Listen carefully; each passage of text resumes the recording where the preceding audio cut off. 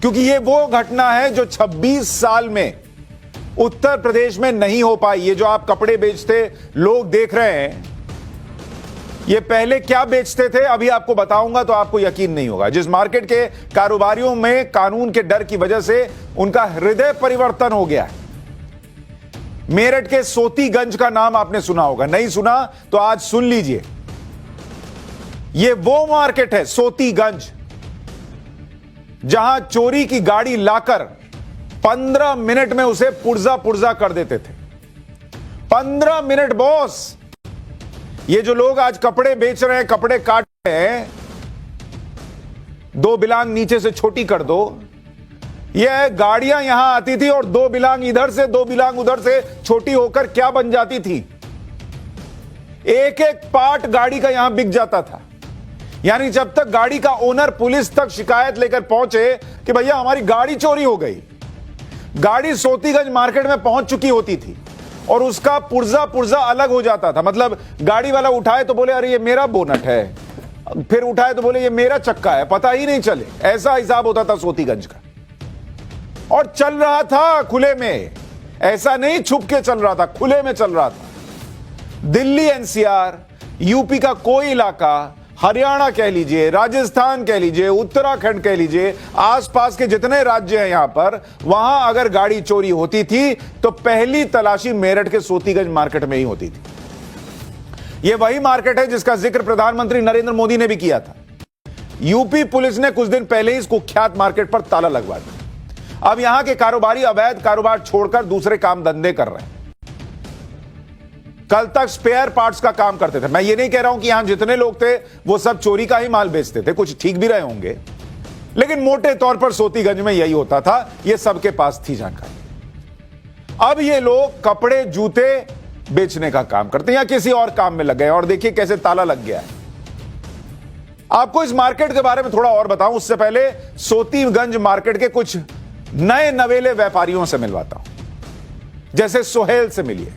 सोहेल नाम के दुकानदार को सुनिए, वो बता रहा है कि पहले कबाड़ का काम करता था। अब कबाड़ को आप ट्रांसलेट कर लीजिए कि वो कबाड़ क्या होता था। अब कपड़े का काम करता है और कबाड़ का काम फिर कभी नहीं करेगा, यह भी सोहेल कह रहा है। तो सुनिए जरा। क्या नाम है तुम्हारा? मेरा नाम सोहेल है। पहले आप क्या काम करते थे? कबाड़े का ही काम था हमारा। कबाड़े का काम था। और अब क्या कर रहे हैं आप लोग? कपड़े का काम कर रखा। कारण क्या रहा है कि काम चेंज करने का? बस काम तो चेंज करवा दिया पुलिस वालों ने, सबों ने। तो आप आगे भविष्य में दोबारा कपड़े का काम करेंगे? कपड़े का ही काम करेंगे जी, कबाड़ा का नहीं करने का। कारण क्या है? कारण कुछ नहीं है, बस यही है, बंद तो हो गया, अब क्या करना है, अब कुछ कपड़ा का ही करेंगे। योगी जी ने कर दिया कमाल। ये लोग अब कबाड़ का काम नहीं करेंगे, कह रहे कपड़े का ही काम करेंगे भैया, नहीं तो कपड़े उतर जा रहे, ऐसी हालत हो गई। कानून का खौफ है। ये लोग वो होते थे इस इलाके में, ये तूती थी इनकी कि पुलिस डरती थी जाने में। आज पुलिस वहां खड़ी होकर ढोल बजा के निपटो, ये हिसाब हो गया मेरठ के उस सोती बाजार में। एक और दुकानदार को सुनिए, इनका नाम है मोहम्मद दानिश। इन्होंने बताया कि वो भी पहले कबाड़ का काम करते थे, अब कपड़े का काम करते हैं और बहुत खुश हैं। क्या नाम है तुम्हारा? मेरा नाम मोहम्मद दानिश है। मेरा कबाड़ का काम था, अब मैंने कपड़ों का काम कर लिया, अपना काम चेंज कर दिया सब। कारण क्या रहा है इस काम को चेंज करने का? कारण ये एसपी साहब आए हुए हमारे, उन्होंने पूरा काम चेंज करा दिया। अब मेरा एक काम कर रहा हूँ मैं, जब भी मेरा एक नंबर का काम था, अब मैं कपड़ों का काम कर रहा हूँ। तो पहले जीएसटी में नंबर वगैरह जीएसटी एसटी सब थी मेरे पास, हर चीज में भी जीएसटी एसटी। फिर भी क्या कहते हैं, का काम था मेरे गाड़ी का, फिर भी काम बंद करना पड़ा? काम जब भी बंद करना पड़ा।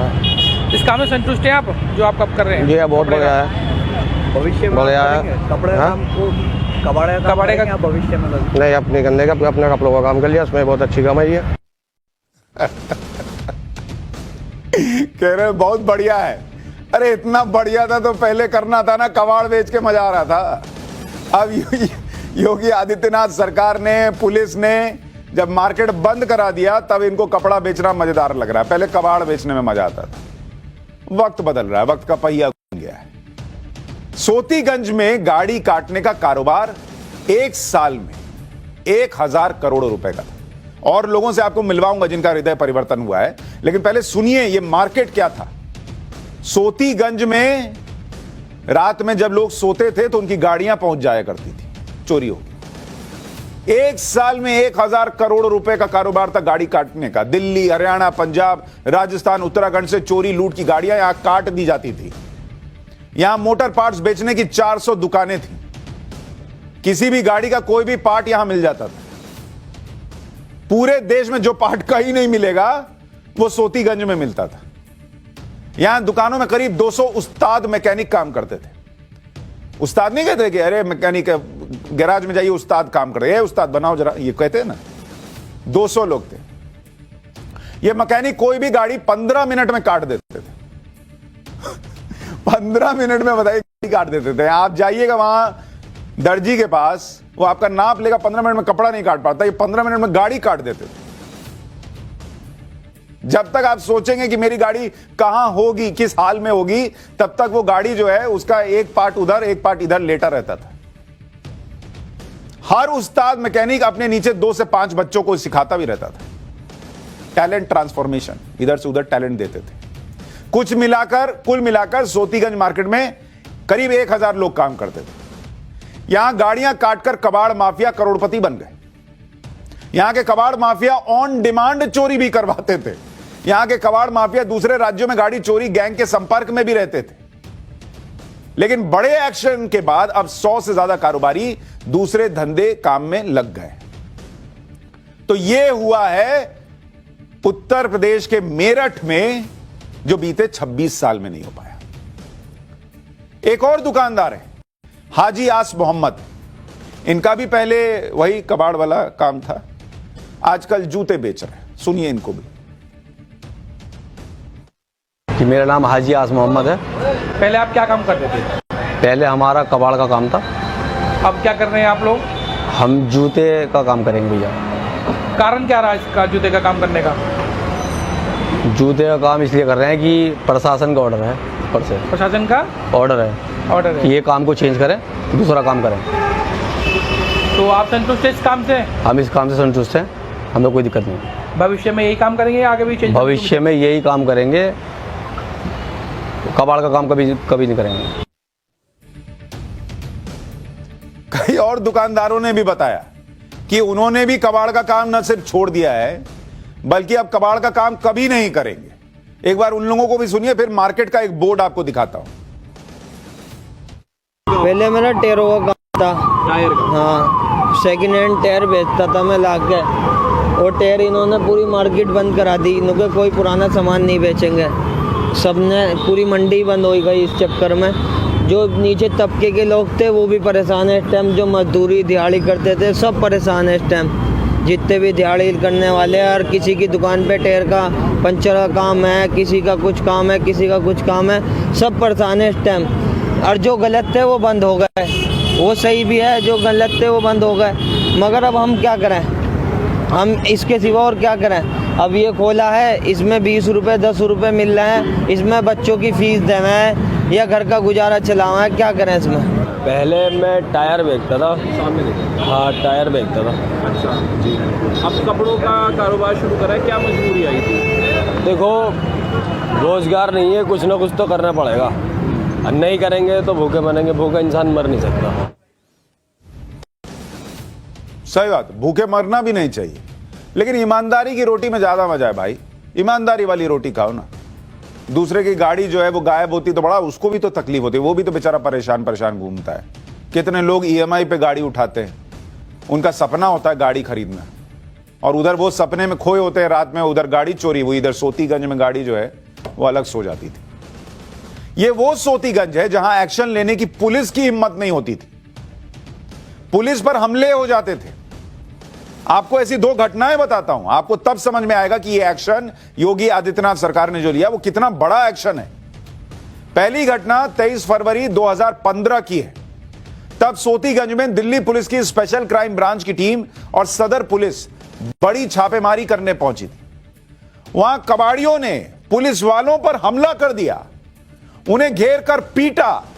एक आरोपी को पुलिस की गिरफ्त से छुड़वा भी लिया और पुलिस वालों को बचाकर वहां से भागना पड़ा। यह है वो सोतीगंज और वहां का कबाड़ मार्केट जहां के महानुभाव आज कह रहे हैं कि मेरा हृदय परिवर्तन हो गया, अब तो मैं कपड़े बेचूंगा, कबाड़ नहीं करूंगा। एक और घटना सुनिए, 16 नवंबर 2014 में भी ऐसा कुछ हुआ था। मेरठ के सदर थाने की पुलिस ने अवैध मोटर गैराज की जांच का अभियान शुरू किया। पहले ही दिन सोतीगंज के कबाड़ियों ने पुलिस वालों को घेर कर पीट दिया। पुलिस वालों को पीट दिया। पुलिस को पहले ही दिन अपना अभियान बंद करना पड़ गया। यह था वो सोतीगंज और यह था उत्तर प्रदेश का वो कार्यकाल जब पुलिस पिटती थी।